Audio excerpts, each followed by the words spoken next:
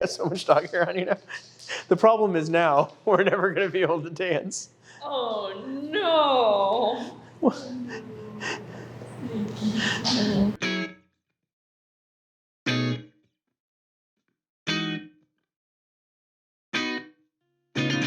Hi, I'm David. I've been dancing ballroom, salsa, and swing and a bunch of other stuff for over half my life, and I've been teaching for the last 10 years. This is Michelle. She's the actual talent of our teaching duo. This is India, this is Slinky, and you'll meet some friends along the way. We teamed up to form the Harmony Dance Project, which is a series of videos and resources to help dancers dance better and prove how much fun dance can be. Whether you're here for info, encouragement, or just a few laughs, welcome to what we love.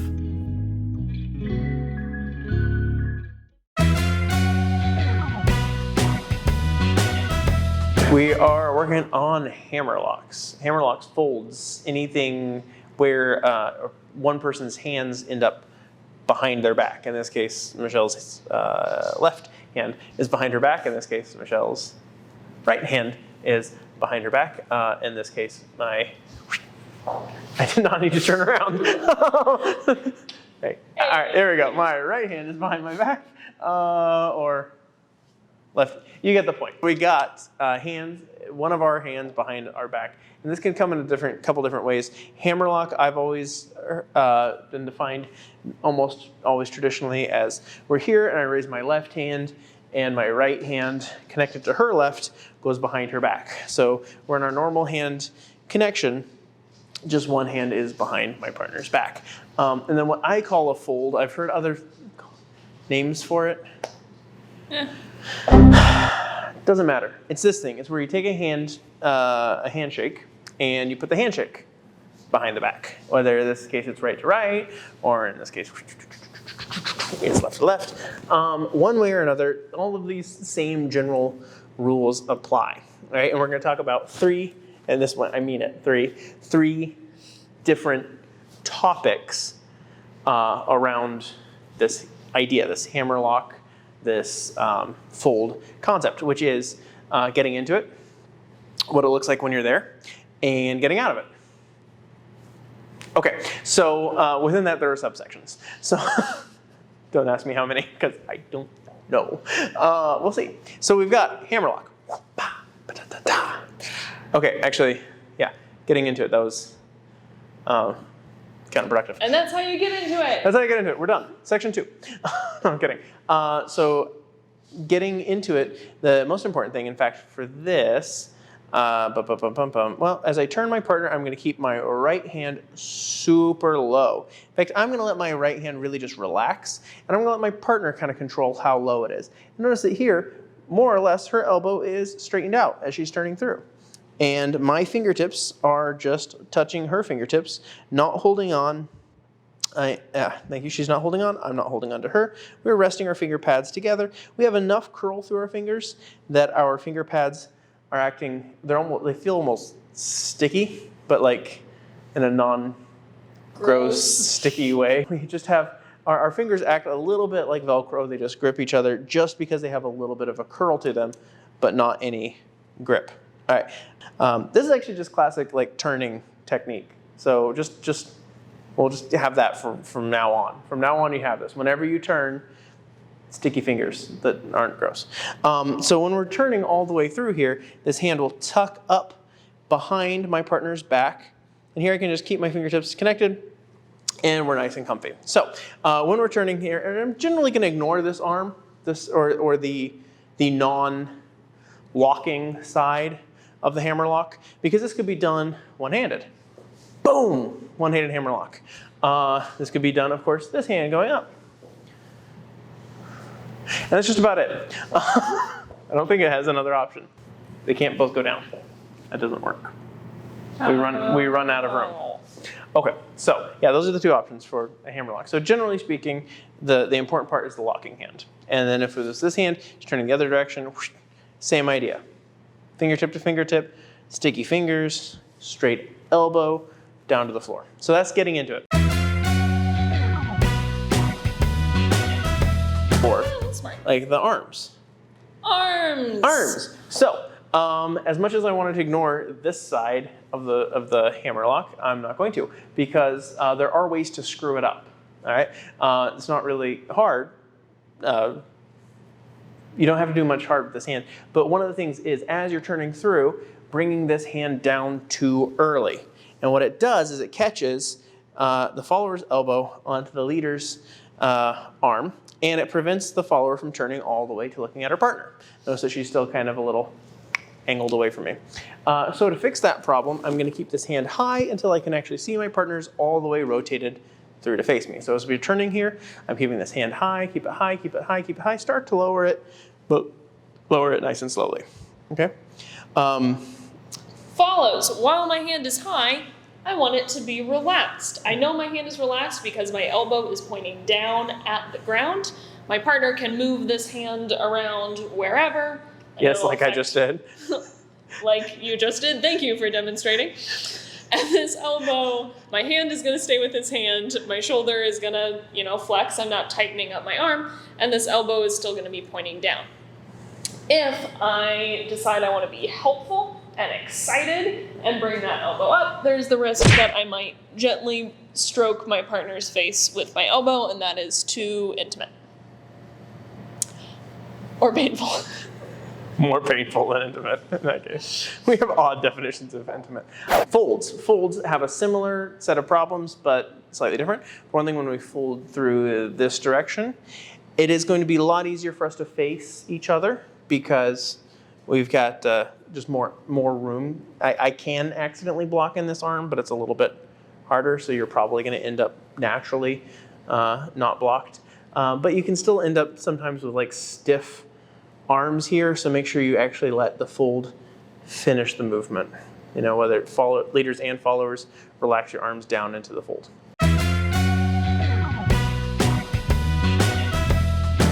The position for hammerlock, we have a couple things. One is what are our arms doing? One, what are our bodies doing?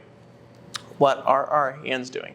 In this case, they are low, they are relaxed, this arm is out, and this arm is, these fingertips are touching my partner's fingertips resting here. There are movements that look very similar that are like hip catches, where it's like I actually have a hand on the hip, whether it's one-handed or if we actually still stay connected or whatever like this. But those are generally speaking higher on your partner's like ribs and waist, whereas if I can have your hand back. Thank you. Whereas the hammerlock like this is lower on the hips. So I like to keep her fingertips between my fingertips and her hip for hopefully obvious reasons, yeah? And I don't want to like spread out my hand because again, it just kind of feels like I'm trying to grab. Keep the fingertips on the fingertips, okay? Next thing is where our bodies are. Our bodies need to be on two corners of a rectangle of some form, right? So this could be a square, this could be a rectangle. What I mean by that is, if you're looking at us from above, we have space side to side and space forward and back. Angle where we're on opposite points of a rectangle. We do not want to be in this line, where we're in the same line, or in this line, where we're in the same line. Because this one is really uncomfortable on her shoulder. All right, this kind of pushes her shoulder back, especially if I have any extension through my arm, which notice I'm not. With Michelle and I, because Michelle has really long arms, really slim, I can be more or less in front of her in hammerlock in certain circumstances. Basically, I think of it as a very, very thin rectangle. It's still a little rectangle. In other words, we're still a little offset, but it might be where like my midline is at her shoulder line. We're not going to ever get midline to midline.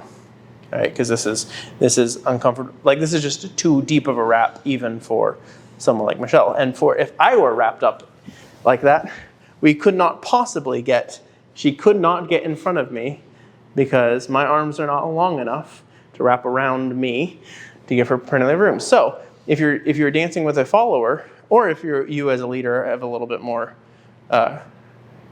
girth, not going to say it like that. If you're a little bit more around, or dancing with a follower who is, you'll want to be a little even more offset. So the more offset you are to the side in the hammerlock, the more comfortably we can maintain this position without putting strain on my shoulder, like twisting me through.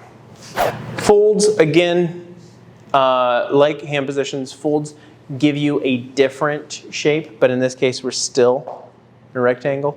The nice thing about a fold, though, because, I mean, even if they are two-handed, where I've got the other hand like this, they give you a lot more leeway. So I could be here with her, I could be here with her, or I could even be, well, not really here with her, because it's going to be, we'll talk about this more when we talk about getting out, but if I lead from here, I'm actually going to be, again, kind of cranking on that shoulder pretty uncomfortably. There are options to do that. West Coast whips have that kind of movement a lot where you're stepping across to the opposite side of your partner. But generally speaking, when you're in a fold, you're doing the same kind of idea. It's just now we're on a rectangle with a different, well, no, we're on the same rectangle, but we're on this with a different hand. That's it. Getting out of this, well, when we're in this position and we want to get out, one thing that we want to make sure of is that followers, your hand is flat up against your hips, and that is up to the follower. So followers, make sure your hand is in a nice smooth contour up against your back. You're not like pushed out, you're not like curled, you're not like too high. Not too many people would do that, but you never know. If someone wanted to show off how flexible they are, that's not really the point. Because when I lead out of this, I want to be able to communicate directly to my partner's hip. So I'm going to give pressure directly into my partner's hip when I'm rolling out, assuming I'm leading out with this hand, right? Because if we have both hands, I could actually lead with this hand. I could lead her to turn back out, but that's kind of boring. Then what's the point of the hammerlock or the fold? The whole point is to have a different feeling connection. So here, I can actually give a significant amount of energy. I can give a fair bit of roll and travel with that hand as long as I follow the next guideline, which is to keep the hand low. Keep my hand kind of, I almost feel like I'm polishing the floor, like from a distance. I'm air polishing the floor. You know, palm is towards the floor is my point. And it's staying flat to the floor. So it's not rising up, it's not flicking out, it's just staying towards the floor. So as I release my partner here, my hand goes with her in this motion, nice and loose, unless we just roll out. Energy, I can give a lot of energy here. This is important to realize. I can give a lot of energy into my partner because my hand connection here in the hip, I am putting energy directly into her hip, not into her shoulder, which is what people are concerned about. They're concerned that when they lead, that they're like twisting on the shoulder. And of course, I mean, if you're doing that, don't do that. That's not good. But you shouldn't end up doing that. If what you do is apply energy directly into that hand, all you're actually doing is using her hand as a buffer between your hand and her hip bone. So you can give a lot of oomph there, and it can feel really comfortable and very definitive because it doesn't translate to the shoulder. I'm not leading her shoulder at that point. I'm leading her hip. So I'm kind of cutting out the middleman, which means I can give more energy and still feel really comfortable.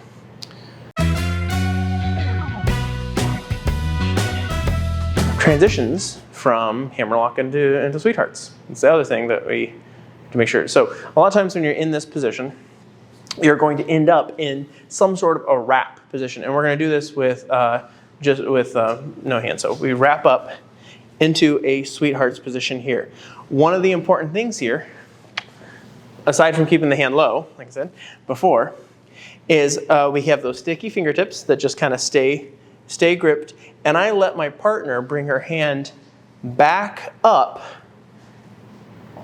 based on the distance from me, not based on when I think it should be up. So at this point, I'm almost letting my arm act like a rope, and it's just unwinding and rewinding around my partner's waist when we get to this position. So we're going from wound up,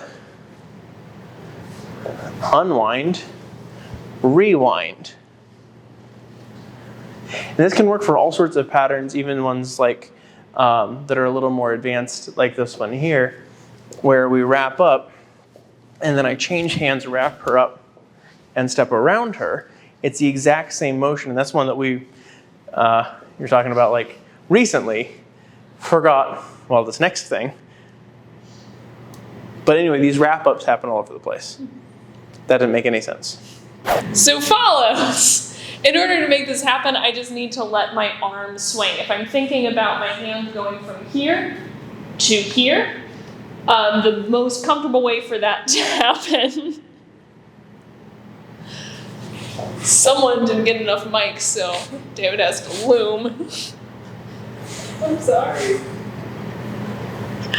I still wanted that to be shade for David. I don't really, it's fine. That was directed at me. I can't open my hand and wrap it around that way unless you have much more flexible elbows than mine, which I don't know. And still don't do that. Even if you can, don't do it. Dancing and contortionism aren't the same sport. The only way for this to comfortably happen is to fold in this sort of. Is that why it's called a fold? Wow! We don't know. I have no idea. Probably. So, as my partner is doing an excellent job of keeping their hands nice and low, facing the floor on an even plane, I do not have to do that, because that was for the different move that we're not talking about. So as my partner is doing a good job of relaxing their hands down as they're leading me in and out of this wrap, I am just allowing my hand to swing. I don't need to put pressure into it unless possibly if I'm dancing with somebody who's trying to keep the hand too high, I might gently push down out of self-preservation, but all of you leaders who are watching this are not going to do that, so follows don't have to do that. But I'm just allowing this hand, if I'm in this position, to unwind, come down to wherever's comfortable. Usually I straighten my elbow all the way, but I'm not pushing, I'm not locking my elbow, and then I'm turning in and just coming to rest naturally. Perfect. Thanks, you're perfect.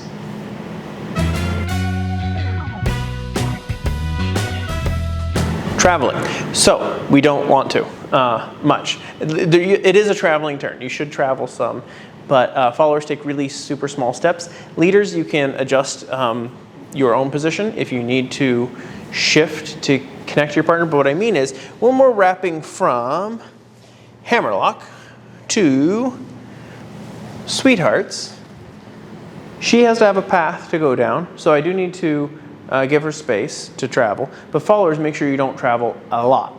When you're here, if you travel a lot, you end up leaving your partner kind of behind, and he's all stretched out. Yeah. Now, leaders can also fix that problem by traveling themselves. So when we're here, and if I'm leading my partner and she's traveling a lot, I can travel with her, no problem. If we're doing West Coast, if we're doing salsa or bachata, big no-nos. Just took up the entire salsa floor. But yeah, so very small steps, followers. Keep it nice and tight as you're rotating, but do allow yourself to travel some, and leaders allow your followers to travel some down the floor. What should you do?